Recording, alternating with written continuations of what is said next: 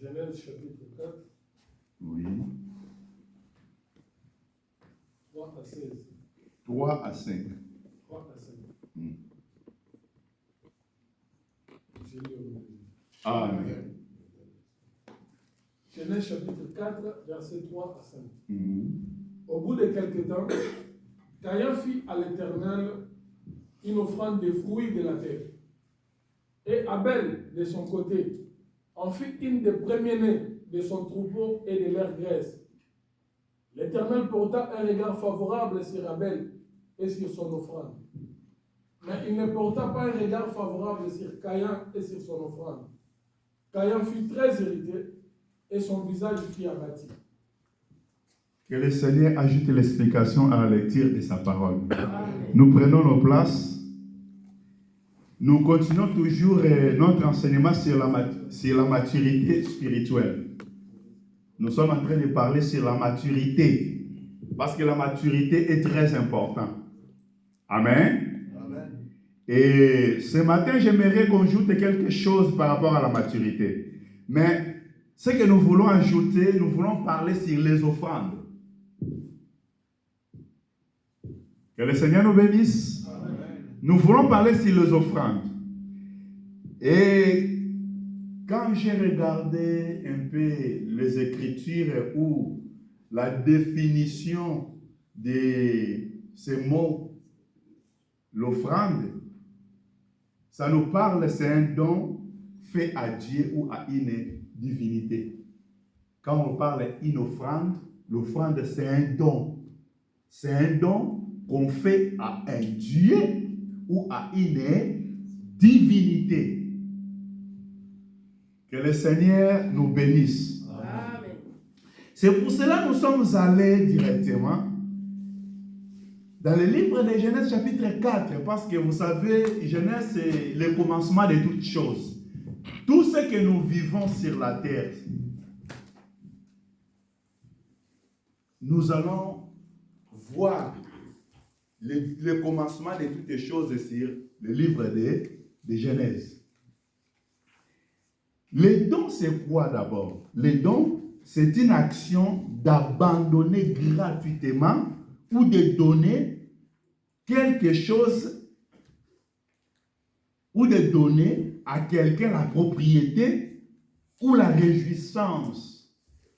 Quand on parle de dons, c'est quelque chose qu'on abandonne gratuitement, qu'on donne gratuitement à d'autres personnes pour la réjouissance. Et deuxième signification, ça parle aussi que c'est ce qu'on abandonne à quelqu'un sans rien recevoir de lui en retour. Quand c'est un don, c'est quelque chose qu'on donne. Quand on donne, on n'attend pas un retour. C'est ça un don. Quand je donne un don, donc je ne peux pas attendre un retour. C'est ça un don. Dans le livre de Genèse où on a lu, la Bible nous parle de deux personnes qui sont allées offrir à Dieu. La première personne, son nom c'est Caïn. Et la deuxième personne, son nom c'est Abel. La Bible dit, si je vais lire dans la version français courant, la Bible dit, au bout de certain temps, Caïn apportant des produits de la terre en offrande pour le Seigneur. Abel de son côté, apportant en sacrifice des agneaux premiers-nés de son troupeau, dont il offrit au Seigneur les meilleurs morceaux. Le Seigneur accueillit favorablement Abel et son offrande, mais non pas Caïn et son offrande.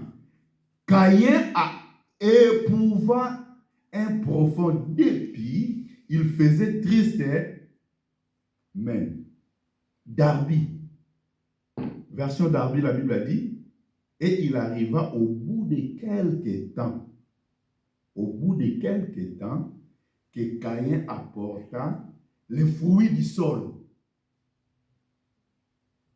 une offrande à l'Éternel.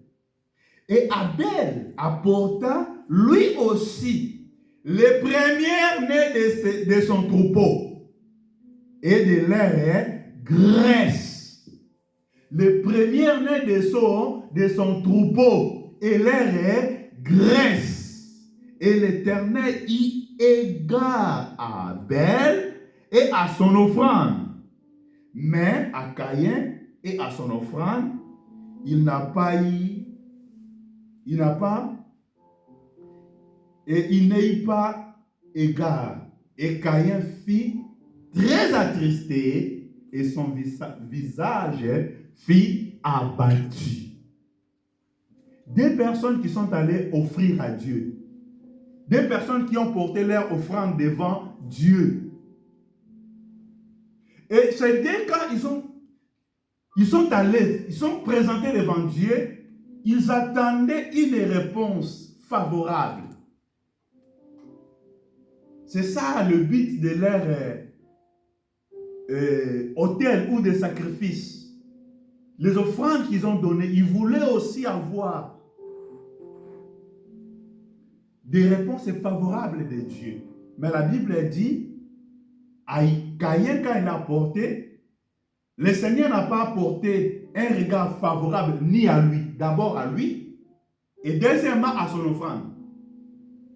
Mais Abel, la Bible dit que Dieu a apporté un regard favorable, d'abord à Abel, et en plus à son offrande.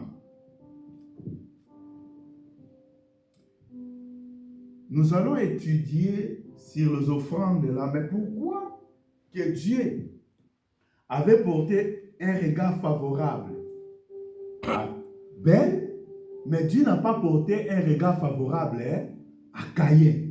Bien-aimés dans le Seigneur, chercher Dieu c'est important. Dans nos vies, on a besoin de marcher avec Dieu. C'est ça aussi le but de ces deux frères, Caïn et Abel. Ils sont allés chercher Dieu.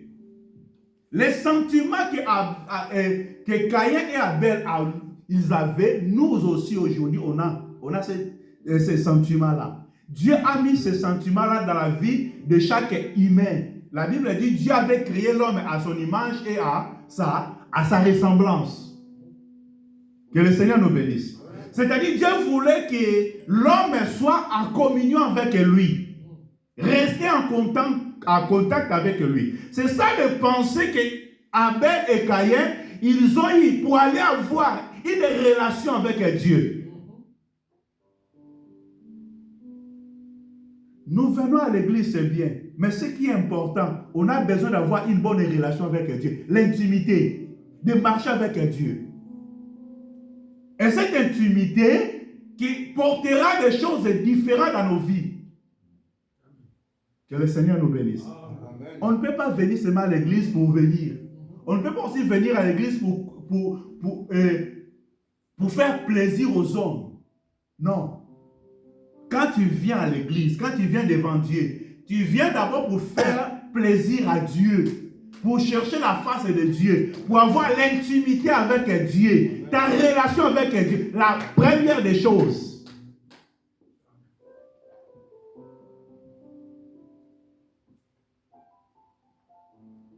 La raison pour laquelle la Bible a dit que Dieu avait d'abord agréé l'homme qui s'approchait devant lui. Avant Dieu agrée nos offrandes, avant Dieu agrée tout ce qu'on peut porter devant lui, d'abord Dieu veut porter d'abord un regard favorable dans nos vies. Que le Seigneur nous bénisse. Amen. Or, le regard favorable dans nos vies, ce n'est pas d'abord nos efforts qu'on peut faire. Faire les efforts dans les choses de Dieu, c'est important. Mais avant de faire les efforts, on a d'abord, la première des choses, de trouver grâce auprès de Dieu. Est-ce que vous me comprenez bien? Amen.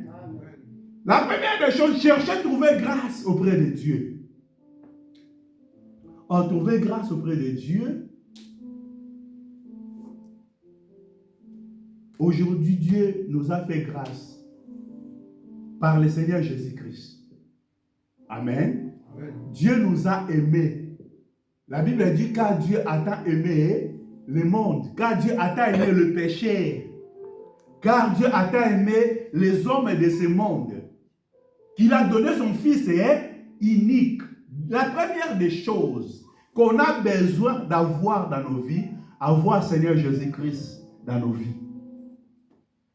Amen. Amen. Mais avoir Seigneur Jésus-Christ, c'est seulement en déclarant ou en confessant que j'ai le Seigneur Jésus-Christ. Non.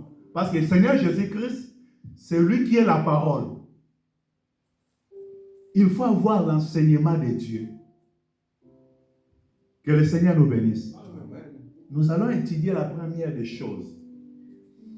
La première des choses qu'on va étudier ici, je vais parler de la provenance de l'offrande. Pourquoi Dieu a porté regard favorable à Abel, pardon, il n'a pas porté regard favorable à Caïn. La première des choses qu'on va parler, on va parler de quoi? De la provenance de l'offrande. Dans la provenance de l'offrande, ça compte aussi devant Dieu. Je ne sais pas, toi tu viens à l'église, tu viens devant Dieu, tu portes des offrandes. Est-ce que la provenance de ton offrande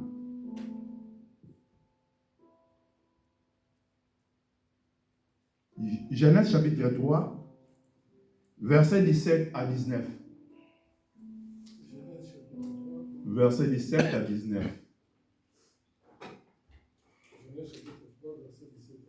Amen. Qu'est-ce que la Bible dit? Il dit à l'homme, Oui.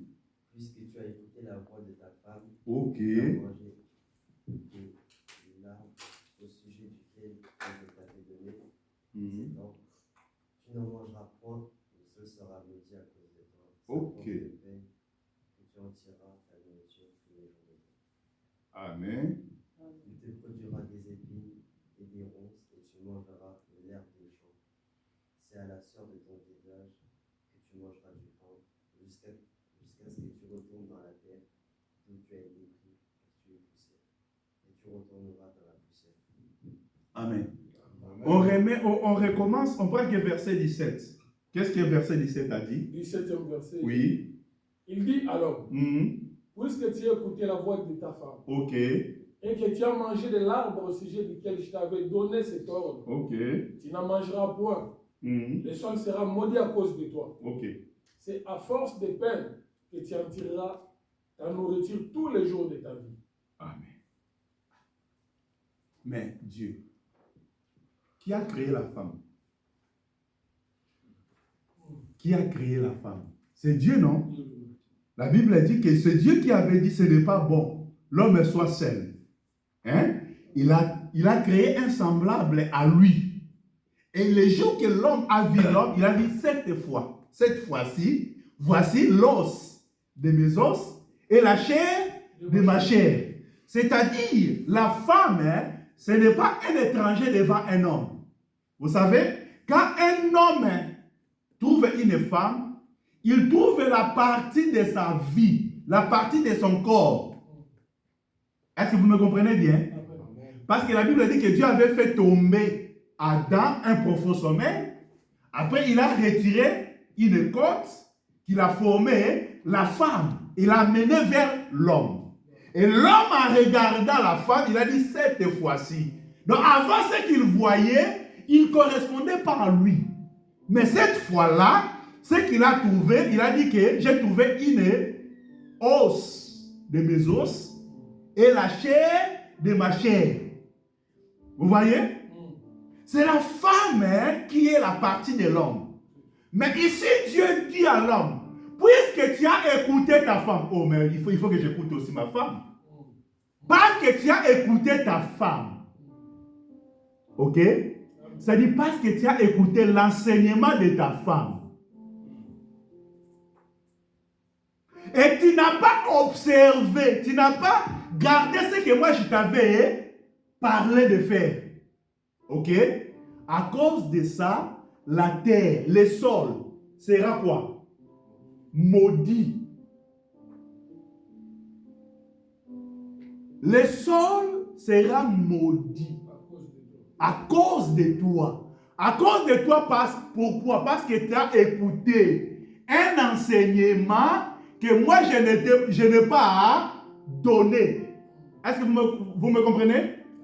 Parce que tu es, c'est-à-dire, d'une autre manière, Dieu dit que comme tu as sorti à mon enseignement, comme tu as sorti à ce que moi je t'ai dit de le faire, tu as commencé de faire d'autres choses hors de ma volonté, dans la terre maintenant est maudite à cause de toi. Pourquoi la terre est maudite? C'est à cause de l'écoute. Tu as mal écouté. Est-ce que vous me comprenez bien? Amen. Je ne sais pas si l'église, si vous me comprenez bien. C'est-à-dire, problème d'écouter, c'est un problème très sérieux. Écouter. C'est un problème très sérieux. Parce que ta vie dépend de ce que tu attends. La Bible dit la foi vient de ce qu'on attend. Ok? Notre vie dépend de ce qu'on attend. Adam a écouté sa femme. D'une manière, je vais dire que Adam avait écouté sa chair, le corps. Est-ce que vous me comprenez bien? Amen. Adam a écouté son propre corps, le sentiment de son corps. C'est la chair. Quand Adam a écouté la chair, il a laissé maintenant à écouter l'esprit. Parce que l'esprit, c'est Dieu qui a parlé. Est-ce que vous me comprenez bien? C'est que l'esprit a parlé, Adam il ne veut pas garder ça. Car Adam il préfère d'écouter la chair. Il a dit non, moi j'ai besoin de la chair, de satisfaire ma chair. Vous voyez où la mort entre? Est-ce que vous me comprenez bien? Amen. Maintenant, Dieu dit à Adam, comme tu n'as pas écouté, comme tu as écouté la chair, maintenant la terre où toi tu habites là, cette terre-là est maudite. Et cette terre-là produira les épines. Et par tes soins que tu gagneras ton pain. Mais au commencement, ce n'était pas comme ça. C'est-à-dire, quand Adam écoutait l'esprit, les choses n'étaient pas avec les sueurs de son visage qu'il va trouver le pain. Le pain, c'est Dieu qui donnait le pain. Mais le jour où Adam ne veut plus écouter Dieu, c'est maintenant dans ses propres efforts qu'il va trouver le pain. Que le Seigneur nous bénisse. Amen. Je suis allé là-bas pour dire seulement que depuis le jour où Adam avait désobéi à Dieu, depuis le jour où Adam a abandonné à écouter l'esprit, le jour où Adam a commencé à écouter que son corps, sa chair, à partir de ce jour-là, la terre était maudite. Quelque temps après, Abel a commencé à cultiver la terre. Mais cette terre est maudite. Ce que tu vas cultiver là-bas, ce que tu vas gagner, c'est le fruit de tes efforts. Est-ce que vous me comprenez? Caïn, il a commencé à travailler. Travailler, c'est bien, il faut manger. Celui qui ne travaille pas, qui ne mange pas, non plus. Ok? Il a commencé à travailler. Mais les fruits de la terre là était déjà maudite. Il a recueilli les fruits de la terre. Et ces fruits de la terre là qui porte devant Dieu. Est-ce que vous me comprenez? La terre était maudite. Caïn n'a pas cherché d'abord que la terre soit bénie ou soit sanctifiée, mais il prend seulement le produit. Là où le lien maudit, il porte maintenant devant Dieu.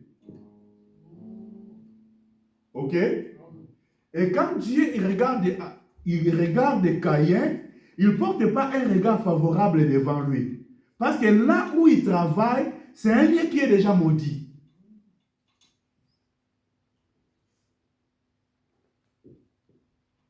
À Caïn, le lieu du travail,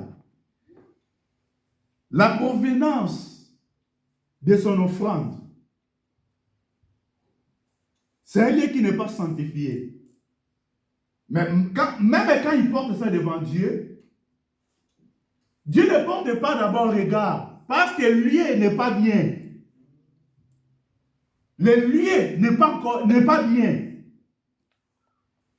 La Bible dit, Issachar, il porte des charges. Issachar, il porte des charges. Mais pour déposer ces charges, Issachar, il doit trouver que le lieu où il va déposer ses charges est bien. Jésus a dit, venez à moi, vous tous qui êtes chargés et fatigués. Je vous donnerai du repos. C'est-à-dire, le vrai Issachar qui porte les charges, c'est le Seigneur Jésus-Christ. Mais il porte les charges de qui? De la personne qu'il trouve que le lieu est bien. Je vais parler dans ces parties-là. J'aimerais qu'on reste ici. La première des choses, le lieu était maudit. Ok? C'est-à-dire l'offrande que Caïn portait était identique avec sa vie. Ok? Amen. La deuxième des choses, on va voir maintenant. La deuxième personne, c'était qui? C'était Abel. L'Abel qu'il portait, il donne son offrande par la révélation. Abel, l'offrande qu'il portait, c'était lié par la révélation de Dieu. Est-ce que quelqu'un m'écoute ce matin? Amen. Nous sommes toujours là, Genèse chapitre 3, verset 21. Qu'est-ce que la Bible dit? Genèse chapitre 3. Oui, verset 21. 21e verset, j'ai lu. Ok. Abel pour... Genèse chapitre 3. Oui. Verset 21. L'Éternel dit, l'Éternel Dieu fit à Adam et à sa femme des habits de peau, et il les en revêtit. Ok. Ok. Je dis que Abel, il a porté une offrande par la révélation. Pourquoi je dis ça?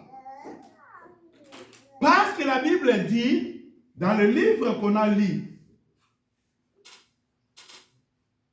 Genèse chapitre 3 d'abord, chapitre 4, pardon, verset 3 à 5, la Bible dit, je vais répéter de lire, la Bible dit que, et il arriva au bout de quelque temps, que Caïn apporta du fruit du sol, une offrande à l'Éternel. Et Abel apporta lui aussi le premier-né de son troupeau. Amen. Amen. Lui, il porte le premier-né de ses troupeaux. Il y a la version Louis II, non, français courant, il a dit que apportant en sacrifice des agneaux premiers-nés. Ce que Abel avait porté, c'était les agneaux, selon français courant. Il a porté les agneaux. Ok? Amen. Et maintenant, dans le verset 21 où on a lu, la Bible dit que c'est l'Éternel fit à Adam et sa femme. Donc après avoir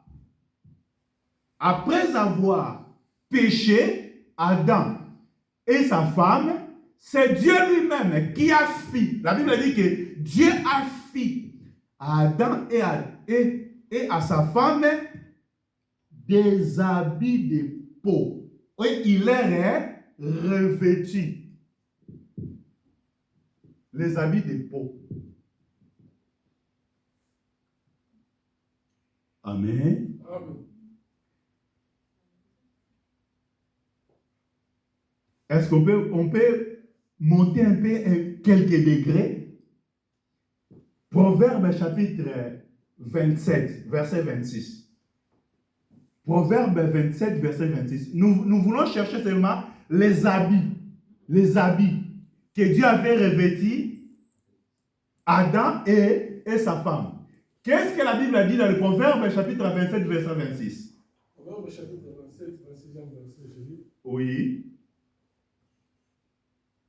Les agneaux sont pour te vêtir Oui. et les boucs pour payer les chocs. Les agneaux sont pour faire quoi? Pour te vêtir. Donc c'est les agneaux qui donnent les habits, hein? Selon la Bible. Donc quand la Bible dit que Dieu avait habillé Adam et sa femme, il avait donné les vêtements. Ces vêtements, c'était les vêtements de l'agneau. Est-ce que vous me comprenez bien? Amen. Et maintenant, la Bible ajoute encore que Caïn a pris aussi l'agneau. Il a pris l'agneau. Abel a pris l'agneau qu'il a porté devant Dieu. Donc Abel, il connaissait ce que Dieu aime. Est-ce que vous me comprenez bien? Amen. Et non seulement ce que Dieu aime, parce que Abel, il avait la révélation que l'agneau, c'est lui qui doit nous donner accès devant Dieu. Amen. Acte chapitre 4, versets 27 à 28. Acte chapitre 4, versets 27 à 28. Acte chapitre 4, Versets 27 à 28. En effet, contre ton saint serviteur Jésus, Amen. que tu as oint, Hérode et Ponce Pilate se sont ligués dans cette ville et dans les nations et avec le peuple d'Israël pour faire tout ce que ta main et ton conseil avaient arrêté d'avance. Et maintenant, Seigneur, vois leurs menaces et donne à tes serviteurs d'annoncer ta parole avec une pleine assurance, en étendant ta main pour qu'il se fasse des guérisons, des miracles, des prodiges, par le nom de ton saint serviteur Jésus. Ok. Oui, on arrête là. Qu'est-ce qu'on peut retirer comme leçon dans ce verset-là, verset 27? La Bible dit que le Ponce Pilate et les nations, ils ont fait quoi? Ils se sont ligués. Ils se sont ligués pour faire quoi? Avec les nations, avec le peuple d'Israël. Oui. Pour faire tout ce que ta main et ton conseil avaient arrêté d'avance. Et quand il parle de quoi? C'est que Dieu avait arrêté. Dieu, dans son conseil, avait déjà arrêté d'avance. C'est-à-dire, ce que Dieu avait arrêté d'avance là, il parle de la mort de Jésus. Ok? La mort de Jésus, c'est Dieu qui avait arrêté ça dès le commencement. La raison pour laquelle, quand on parle que Dieu avait donné l'habit à Adam et sa femme, cet habit-là, c'était l'habit d'un agneau. Cet agneau-là, c'est l'agneau que Dieu avait prédestiné dès le commencement par son conseil. La raison pour laquelle, quand Jésus est venu sur la terre,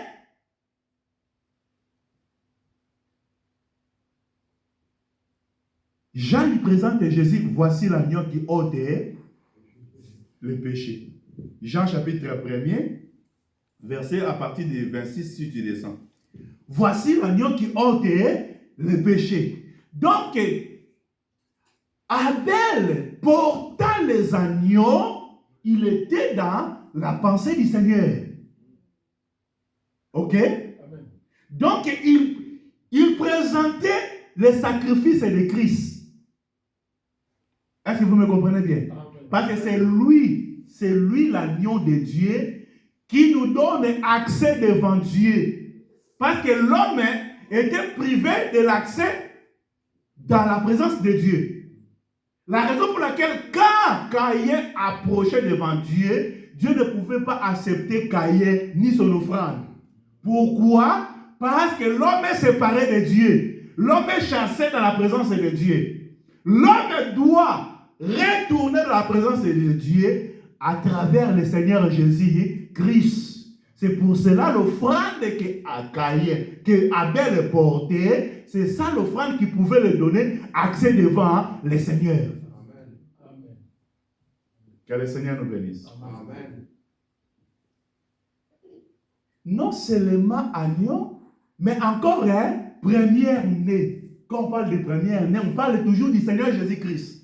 Mais avant d'arriver de parler de Jésus-Christ, nous verrons que quand Dieu a fait sortir Israël en Égypte, là je vais aller Exode chapitre 13, verset 1er jusqu'à 3. La Bible dit que Dieu avait, Exode chapitre 12, Dieu avait frappé tous les premiers-nés des Égyptiens, à partir des hommes jusqu'aux animaux. Dieu avait frappé tous les premiers-nés. Est-ce que vous me comprenez bien? Amen. Tous les premiers-nés, Dieu avait frappé. Et maintenant, Dieu, il dit à Israël, vous avez vu ce que je fais pour vous délivrer. Et à partir d'aujourd'hui, vous saurez que tous les premiers-nés m'appartiennent. Est-ce que vous me comprenez? Tous les premiers-nés, à partir des hommes jusqu'aux animaux, appartiennent à l'Éternel. Dieu dit, consacrez-moi tous les premiers-nés.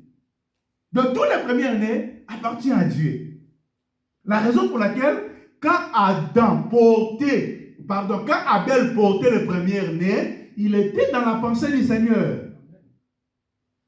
Je ne sais pas. C'est que Caïn portait aussi. C'était le premier fruit, je ne sais pas. Mais néanmoins, pour Abel, la Bible a bien précisé qu'il avait porté les premiers-nés de son troupeau. Les premiers-nés, c'est très important.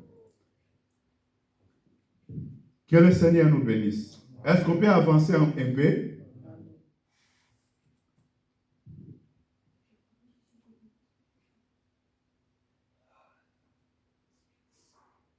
Nous sommes en train de parler toujours de l'offrande. Exode chapitre 25, verset 3. Israël en Égypte. Israël dans le désert. Dieu a fait sortir Israël. Israël arrive dans le désert. Dieu veut habiter avec Israël. Ok? Mais pour habiter, Dieu a demandé qu'Israël puisse se construire un tabernacle. C'est là où Dieu va habiter au milieu d'eux. Que le Seigneur nous bénisse. Mais pour habiter au milieu d'eux, Dieu demande Israël porte les offrandes. Mais Seigneur, nous sommes dans le désert. Dans le désert, il n'y a pas de travail. On ne travaille pas. Est-ce que vous me comprenez bien? Dans le désert, on ne travaille pas. Mais là où on ne travaille pas, là où les gens ne travaillent pas, Dieu demande que tu vas demander au peuple de porter leurs offrandes pour construire le tabernacle. Pourquoi le tabernacle? C'est Dieu qui fait habiter au milieu du peuple. Ok? Donc on a besoin de cohabiter avec Dieu. de vivre avec Dieu, de marcher avec Dieu, d'écouter Dieu le matin, midi et soir, de vivre, de voir la présence de Dieu au milieu de nous. Mais pour que Dieu habite, il faut qu'il habite dans un lieu, dans une tente. Et là, c'est les hommes qui vont porter leurs offrandes. Mais Dieu, tu peux faire des miracles. Tu peux déclarer qu'une tente sort là-bas. Il sort directement. Dieu n'avait pas cette capacité-là. Amen. Amen. Quand Abraham il est monté pour sacrifier son fils Isaac, Dieu avait prévu à côté un bélier. Ok? Dieu avait prévu un bélier. C'est Dieu lui-même qui a préparé ce bélier-là. Donc, c'est-à-dire, quand Israël il était dans le désert, Dieu était aussi capable de construire sa maison lui-même, parce qu'il a toutes ses capacités. Mais il demande les offrandes à un peuple qui ne travaille pas. Et Dieu a précisé aussi quelles sont des offrandes. Exode chapitre 25, verset 3. Exode chapitre 25, 3e verset, je lis. Oui. Voici ce que vous recevrez dès en offrande. Ah, voici ce que vous recevrez dès. Voici. Ce n'est pas n'importe, mais voici. Dieu donne la précision de cette offrande. Oui. De l'or. De l'or. De l'argent. De l'argent. Et de l'airain. Et de l'airain. Oui. Des étoffes teintes en blé. Oui. En pourpre. Oui. En cramoisi. Oui. Du fin lait et du poil de chèvre. Tous ces matériaux ont des significations devant Dieu. Amen. Amen. Mais je vais seulement cibler les trois là que Dieu a commencé. L'or, l'argent et l'airain. Est-ce que vous voulez l'explication? Nous allons dans le livre de Daniel, chapitre 2. C'est là où on va trouver l'explication de ces trois matières, l'or, argent et airain. Si nous allons dans le livre de Daniel, chapitre 2, lecture, ça peut être long, mais je ne vais pas comprendre tous ces versets.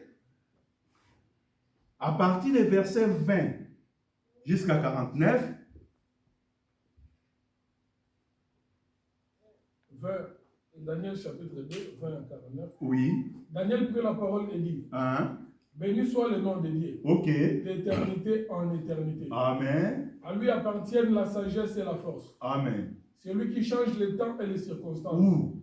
qui renverse et qui établit les rois, qui donne la sagesse aux sages et la science à ceux qui ont de l'intelligence. Ok. Il révèle ce qui est profond et caché. Il connaît ce qui est dans les ténèbres et la lumière demeure avec lui. Oui. Dieu de mes pères, je te glorifie et je te loue de ce que tu m'as donné, la sagesse et la force, et de ce que tu m'as fait connaître ce que nous t'avons demandé. Ok. De ce que tu nous as révélé les secrets du roi. Après cela, Daniel se rendit auprès d'Arioch, à qui le roi avait ordonné de faire périr les sages de Babylone. Ok. Il alla et lui parla ainsi. Ne fais pas périr les sages de Babylone. Conduis-moi devant le roi, et je donnerai au roi l'explication. Arioch conduisit promptement Daniel devant le roi, et lui parla ainsi. J'ai trouvé parmi les captifs de Juda un homme qui donnera l'explication au roi. Le roi prit la parole et dit à Daniel qu'on nommait Belchassar, es-tu capable de me faire connaître les songes que j'ai eu et son explication? Ok. Daniel répondit à présence du roi et dit, ce que le roi demande est un secret que les sages, les astrologues, les magiciens et les devins ne sont pas capables de découvrir. Ok.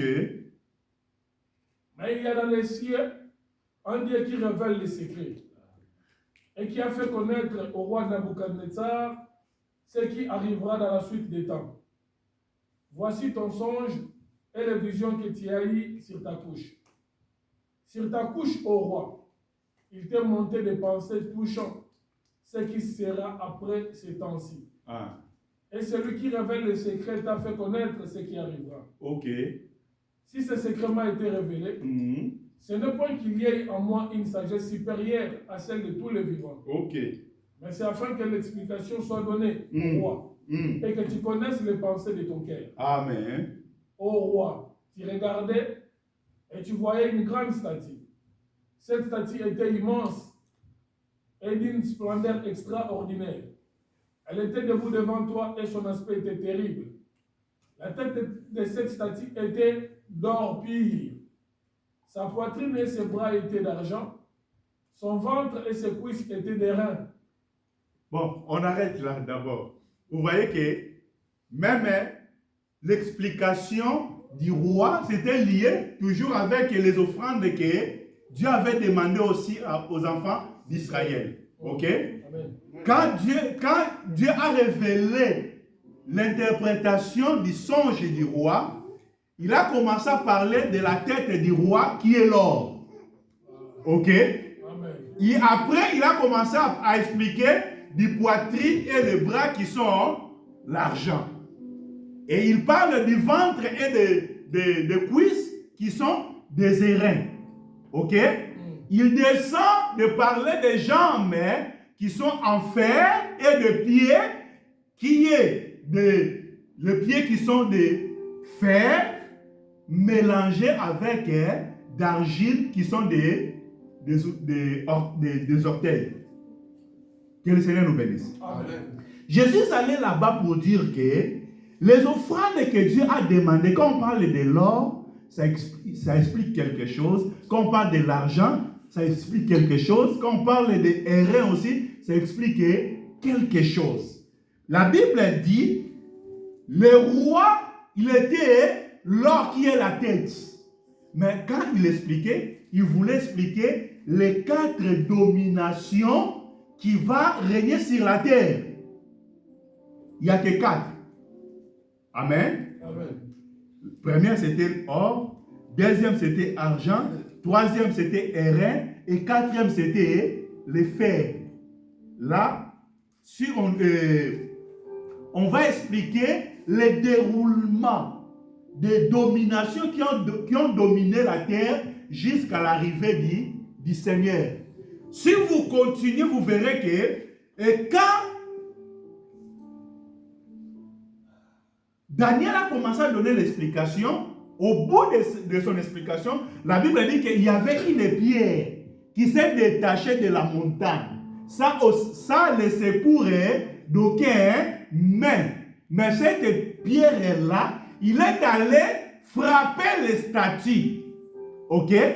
Mais il n'a pas frappé les statues sur sa tête, ni sur son poitrine, mais il est allé frapper statue rien que sur ses pieds. Ok? Et quand il a frappé ces statues sur les pieds, ça a commencé à tomber du fer, du airain, d'argent et de l'or. Mais pour voir, il a commencé à voir la tête, la poitrine et les bras, ok, dans l'or, argent, airain et fer. Que le Seigneur nous bénisse. La Bible dit qu'il y a une main qui est sortie, qui a frappé ces statues, et cette pierre-là a broyé les statues jusqu'au point que le vent a emporté ces statues-là. Et la Bible dit que cette pierre-là est devenue une grande montagne qui a rempli la terre. Amen. Amen. Là, la Bible nous parle de la prophétie de l'arrivée du Seigneur. Le Seigneur qui viendra pour frapper les empires qui dominent sur la terre.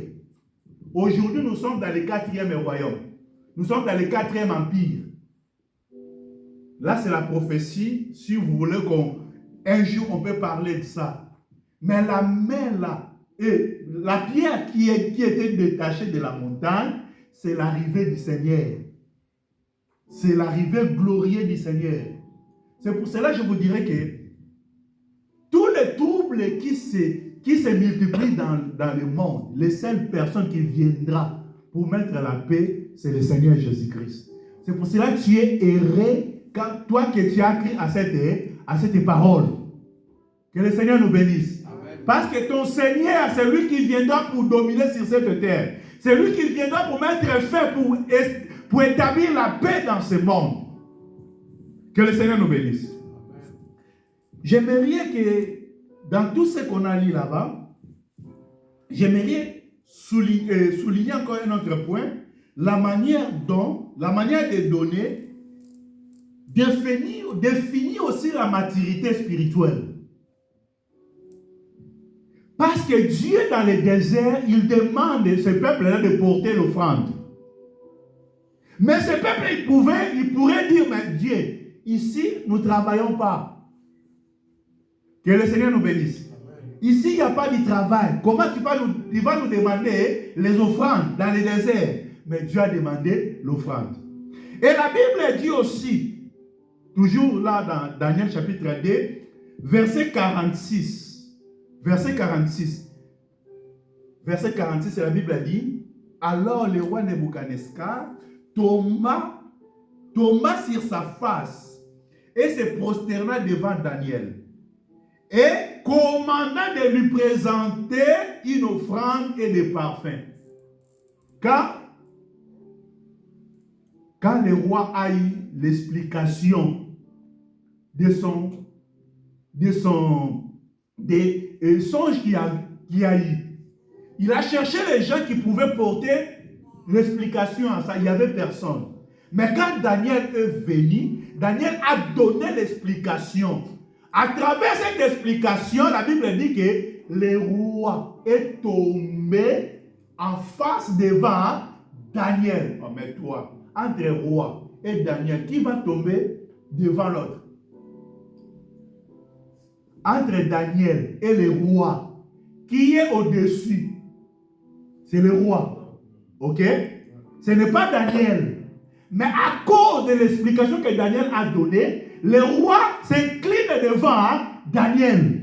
C'est-à-dire, le roi s'inclinait devant Daniel. Le roi n'a pas s'incliné devant Daniel, mais il a incliné devant le Dieu de Daniel. Il a reconnu que ce Dieu-là, il est le plus grand que lui. Est-ce que vous me comprenez bien? Amen.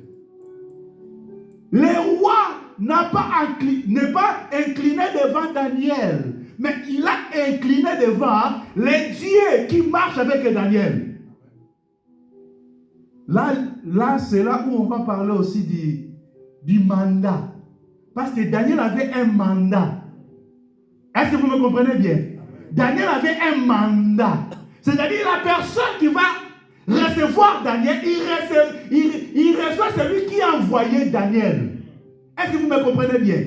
Parce qu'aujourd'hui, nous sommes plus sensés dans les choses spirituelles. Nous sommes beaucoup sensés dans les choses physiques, mais roi, il est roi, avec les trônes, avec tous les habits de royauté.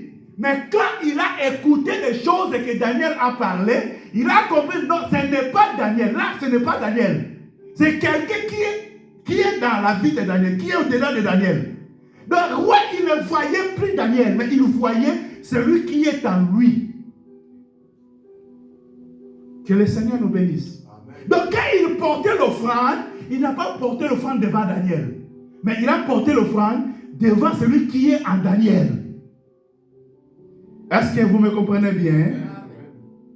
Bien-aimés dans le Seigneur, notre façon de donner détermine aussi notre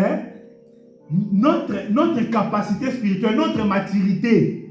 Là, la façon de répondre du roi devant Daniel a montré aussi la maturité du roi dans les choses spirituelles. Si c'était nous, Daniel, c'est que tu as dit oui, j'ai entendu. Et j'ai entendu ça beaucoup aussi. Hein? Parce qu'il est plus sensible. J'ai entendu ça beaucoup. Il y a beaucoup qui ont parlé de ça.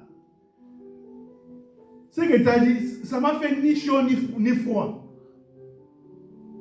Même l'offrande. Tu n'as pas l'offrande, Daniel. Combien de serviteurs de Dieu aussi, ils travaillent aujourd'hui avec la grâce de Dieu, mais sont privés de l'offrande.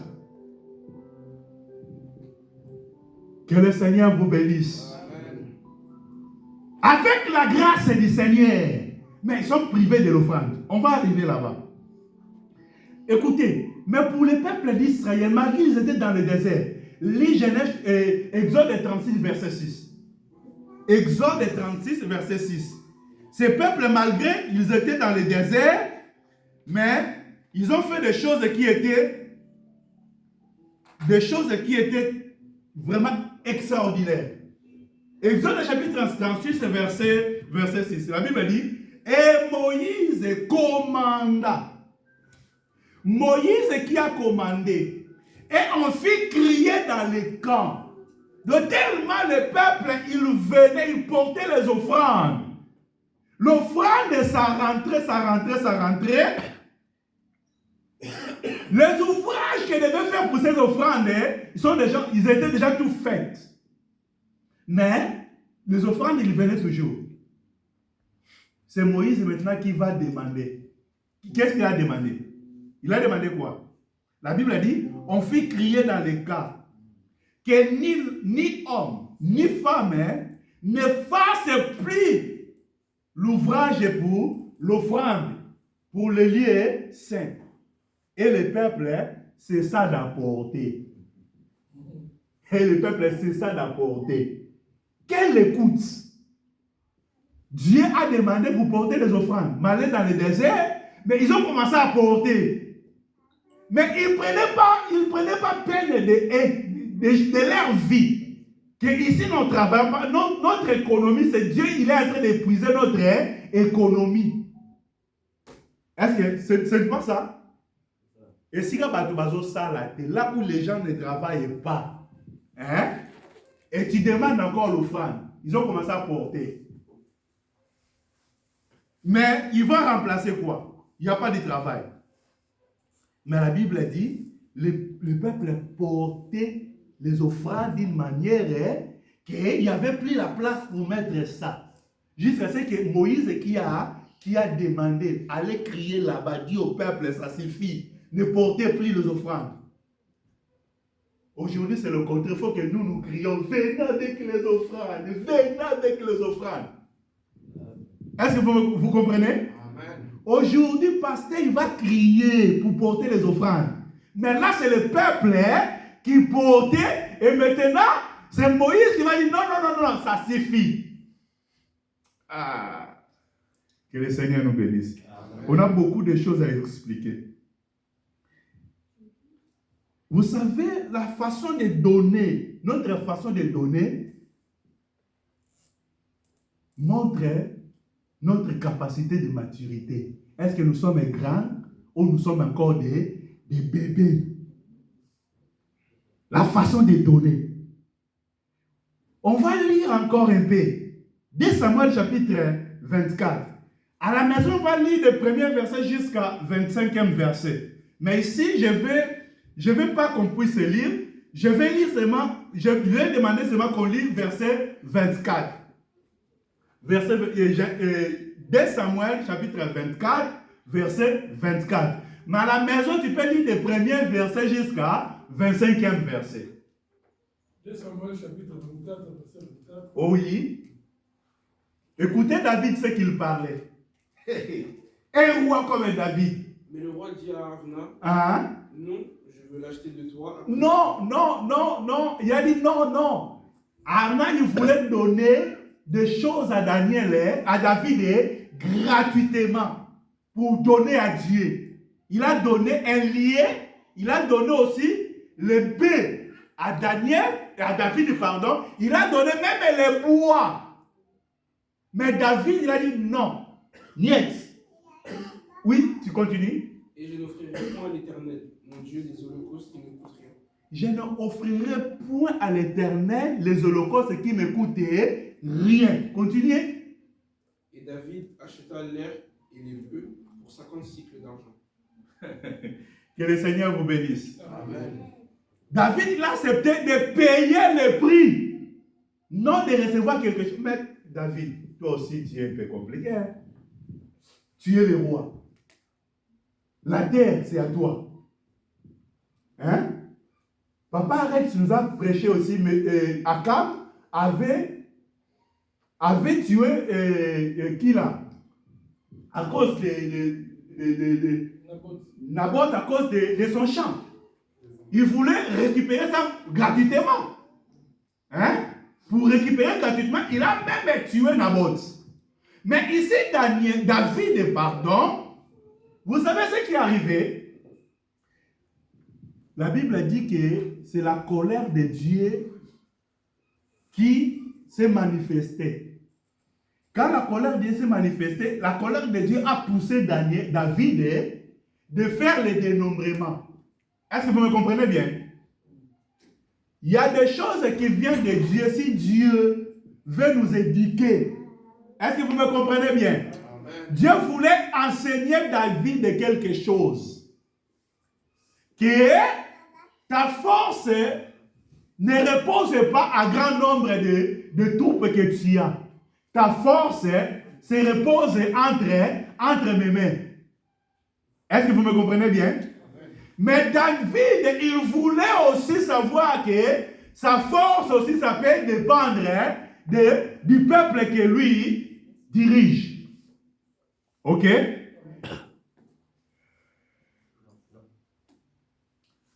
C'est Dieu qui pousse maintenant David de faire le dénombrement. Il appelle son général Joab, il a dit, vas-y, tu vas faire le dénombrement du peuple. Joab a dit, mais David, pourquoi tu vas faire le dénombrement du peuple? On voit que Dieu a multiplié le peuple. Ils sont même 100 fois.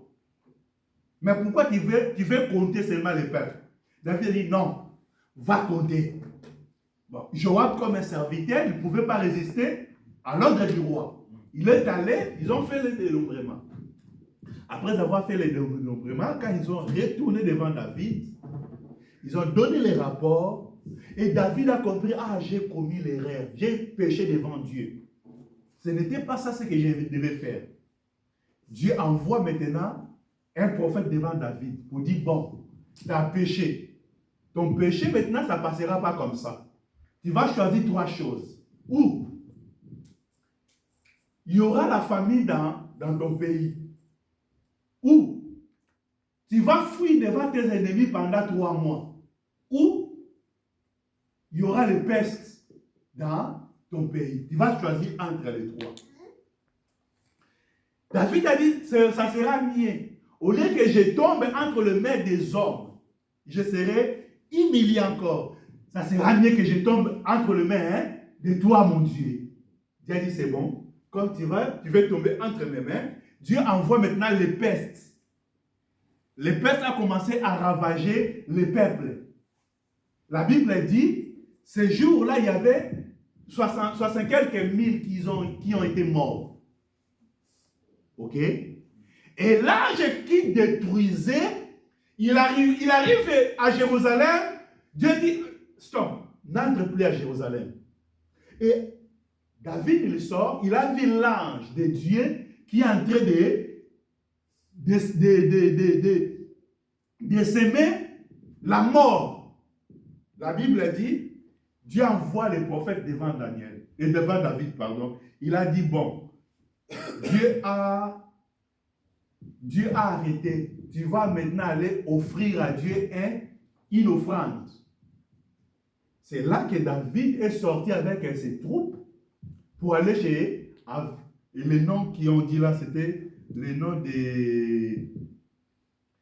c'est quoi son nom? Hein? Aravna.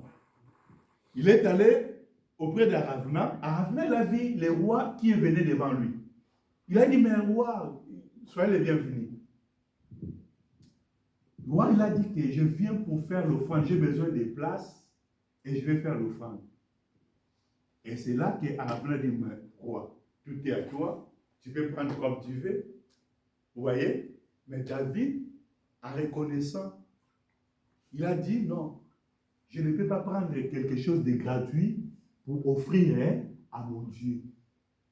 Il a accepté de payer les prix.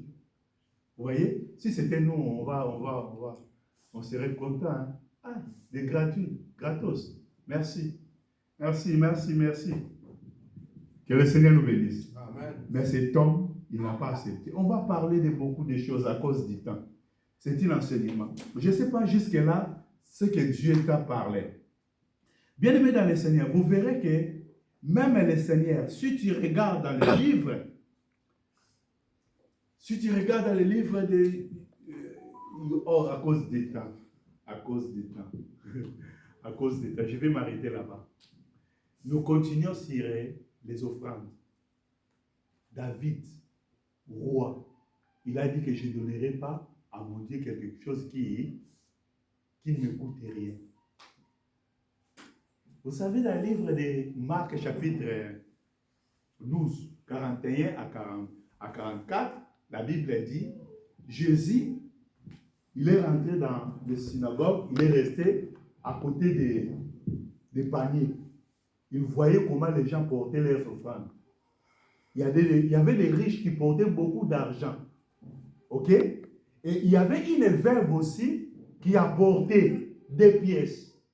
Mais la Bible dit, Jésus, il appelle ses disciples, il a dit que tu vois tous ceux qui ont porté l'argent là. C'est lui qui a porté le plus, c'est la veuve. Amen. Pourquoi? Parce que les autres là, ils portent seulement les superficies. Mais ces veuves là, il a porté ce qui était nécessaire pour lui, pour vivre. Un quart de sa vie. Amen. Amen. Mais comment Jésus qui est Dieu, il peut aller aussi pour vérifier dans les offrandes que les hommes, ils sont en train de donner. Aujourd'hui, si le pasteur fait ça, ah, Moïse Biambongo, Alidi Mbongo, Lukoso. Mais Jésus a fait ça. Est-ce que vous me comprenez bien? Mais pourquoi Jésus a fait ça? Nous allons continuer ça prochainement. Ce matin, Dieu veut que nous grandissons. L'œuvre de Dieu pour aller en avant. Il n'y a pas d'autres ressources que Dieu a mis, si ce n'est les offrandes et les dîmes. Est-ce que vous me comprenez bien? L'œuvre de Dieu, il n'y a pas d'autres ressources que Dieu a mis. Nous allons continuer à parler de ça. Mais ce qu'on doit retenir, que Dieu veut aussi notre croissance par rapport à domaine des données. Notre domaine des données, ça va ouvrir des portes dans nos vies. Nous allons incliner nos textes pour remercier le Seigneur par rapport à cette parole. Tu sais, là où Dieu t'a parlé, remercier le Seigneur. Nous prions au nom puissant du Seigneur Jésus-Christ.